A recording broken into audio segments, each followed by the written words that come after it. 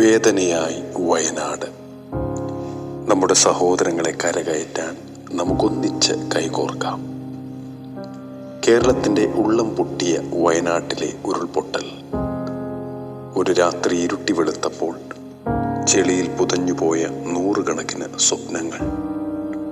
ഉറ്റവരും ഉടയവരും നഷ്ടപ്പെട്ടതിൻ്റെ തീരാവേദനയും ഞെട്ടലും മാറാതെ ക്യാമ്പുകളിലും ആശുപത്രികളിലും കഴിയുന്ന പ്രിയപ്പെട്ടവർ.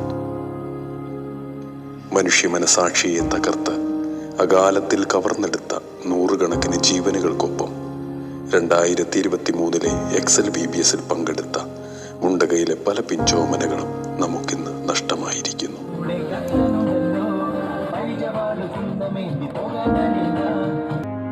കണ്ണുനീരിൽ കുതിർന്ന പ്രണാമം അർപ്പിക്കാം.